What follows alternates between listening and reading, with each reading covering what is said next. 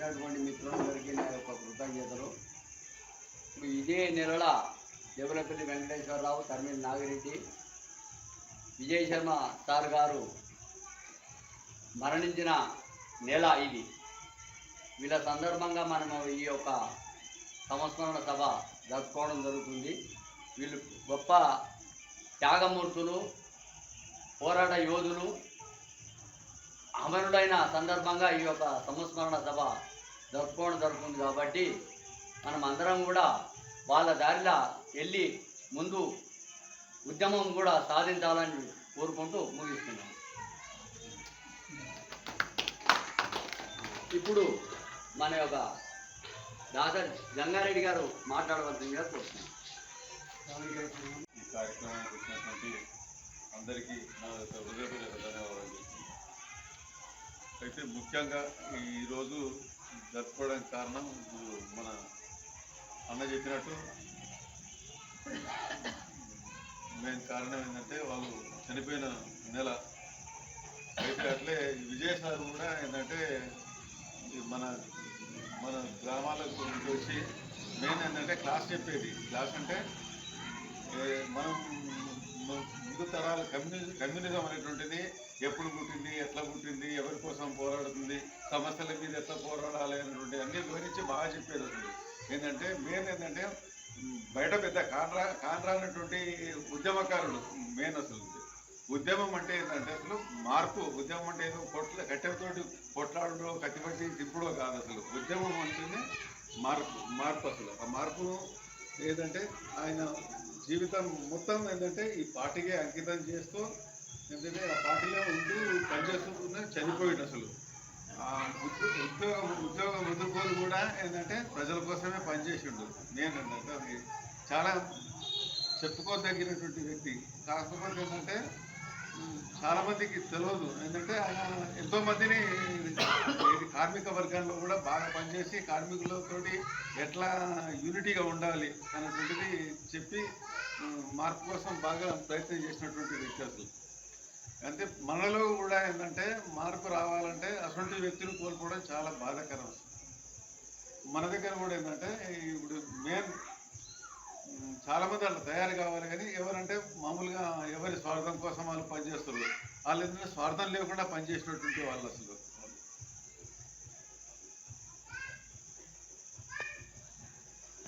నేను ఏంటంటే ఇక్కడ పార్టీ నిలబడడానికి కారణం కూడా నాకైతే శ్రీనివాస్ రెడ్డి గ్రేట్ అనిపిస్తుంది. అసలు ఆయన లెక్క ఊరికి ఒకరున్న మండలం మొత్తం బాగా కవర్ అవ్వదని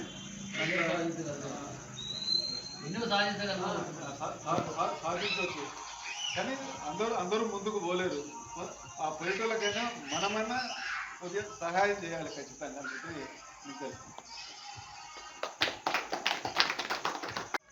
పెద్దవాళ్ళు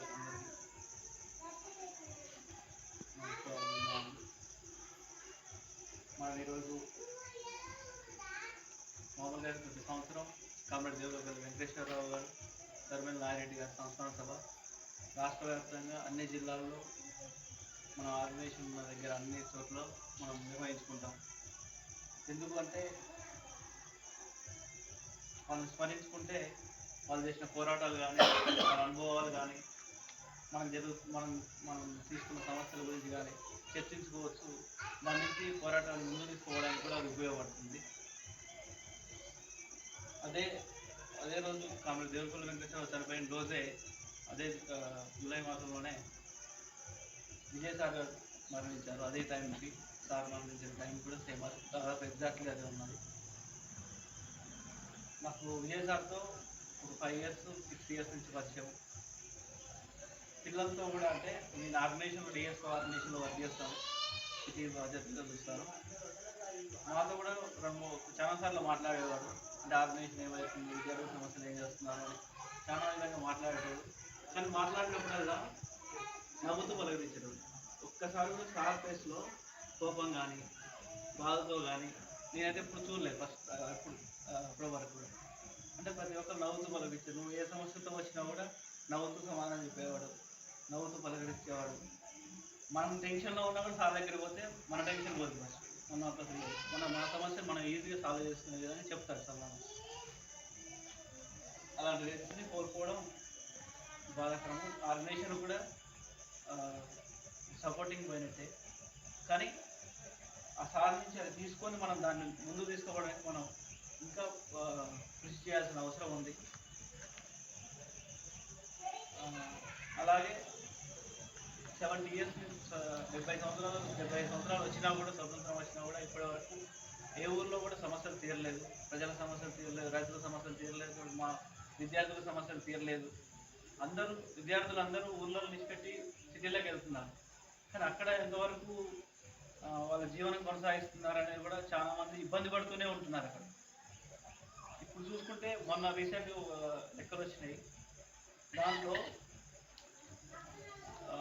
సిటీలలో వర్క్ చేసే స్టూడెంట్స్ అంతా, చదువుకున్న స్టూడెంట్స్ అంతా జాబ్ చేసేవాళ్ళు 100 మంది ఉంటే అందులో 70-80% 20,000 రూపాయలు శాలరీ తీసుకొని పనిచేస్తున్న వాళ్ళు ఎక్కువ మంది ఉన్నారు. అంటే సిటీలో ఉండేవాళ్ళు అంత 20,000 అంటే సిటీలో ఎక్కడ సరిపోవు యాక్చువల్గా. కానీ ఇక్కడ ఊర్లోకి రాలేక, అక్కడ సిటీలో బతకలేక వాళ్ళ లైఫ్ అంతా జీవిస్తున్నారు.